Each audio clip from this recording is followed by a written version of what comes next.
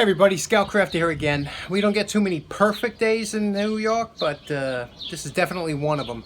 About 72 degrees, low humidity, just a beautiful day.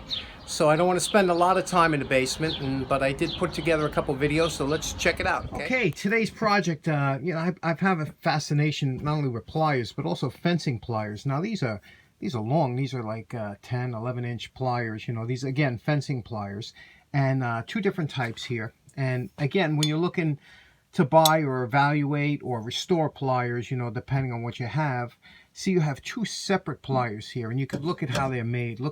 First of all, look at the nice curve of this plier here compared to just the flat grind over here.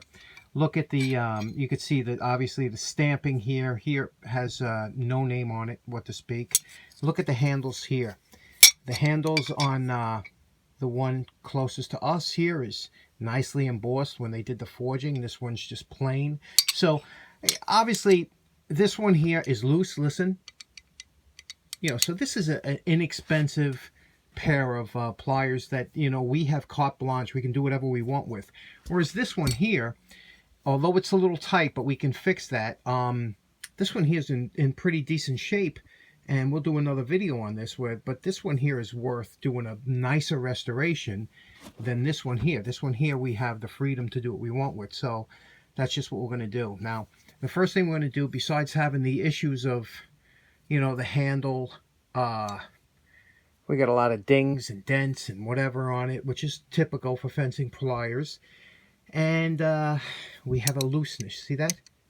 So, but there's a rivet here. When they put this rivet, it looks just like any other rivet, but then they grind it flush. So that's what they call hot riveting when they put that in there. But this one spins all the way around. So we're going to take it to the dake, see if we can tighten it up, and get started. We're going to start on this one today. Should be a fun project. Our first procedure with this is to try and get, now you see how loose this is. Watch.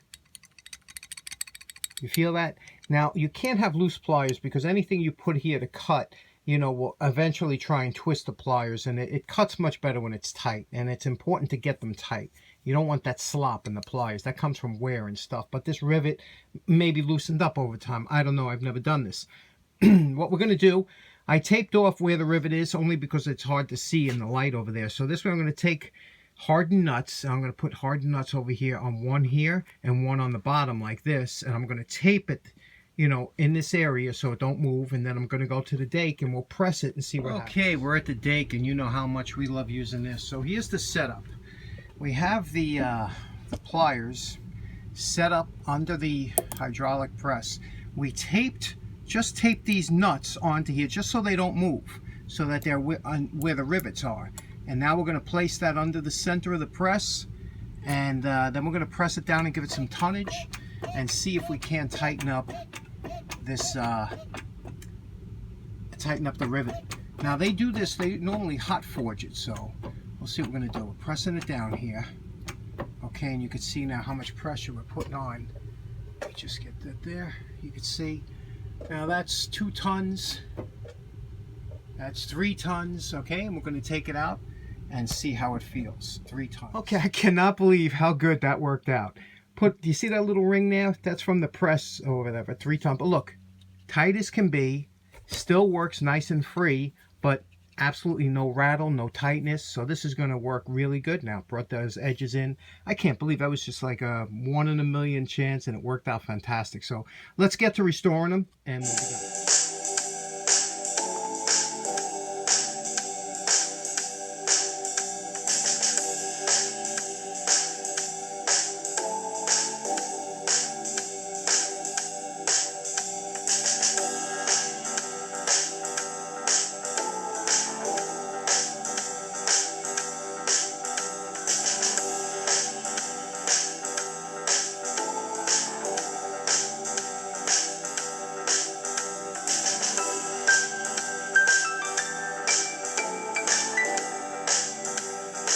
Now you remember my favorite part. You remember what it looked like before we started. Okay, we are calling this project done. I think we pretty much can say we got this to a mirrored finish. Now I'm really happy with the way these came out. And again, I picked the worst pair just to start on. But you could see that that these pliers really it's a button style plier, and then it's a button pattern, B-U-T-T-O-N. That was a pattern that these pliers were designed after, and same with these. And you could see now these were obviously the better one when I started, but they come in all different sizes. Now the model number of this is a Utica 1000-10, meaning 10 inch. If it was a 1000-8, obviously it'd be an 8 inch. And the reason I found that out is because over here, if you look, you could see the Utica patent applied for. You can see it on both sides of the forging here, patent applied for Utica. Now, Utica used the 3 ovals, which look similar to this, and they used this forging mark from 1900. By about 1910, they switched over to the 3 diamonds. Utica 3 diamonds. Now the button style pattern goes way back to like the mid 1800s, and here's an early example of a smaller pair. This is about a 5.5 to 6 inch pair, and you can see it has pretty much the same lines to it, but this one here was longer for fencing purposes. And you can see it has the 3 cutters here, including the indents in here that you could slide the wire and cut there. Let me show you how these work.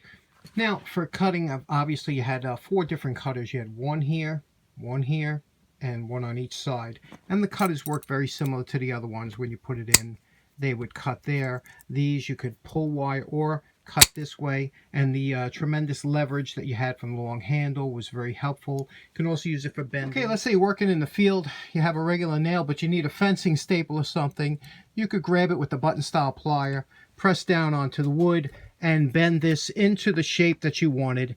And then when you had the end here, you could cut it off to make it sharp so that it'll enter the wood on both sides. And again, you had the one side longer than the other that you could start it, and then you could hammer that down and you had a fence staple. And of course, another common use was because of the grooves cut into the jaw here, you could use it as a wrench of sorts to grab different fasteners.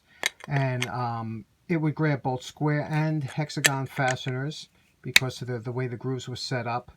And it was a very common, very universal design. This Utica Drop Forge and Tool Company model 1000-10 fencing pliers, or button style pliers. And they're nice pliers. I'm really happy with the way they came out. Hope you enjoyed it. Thanks very much, and take care. Have a nice day.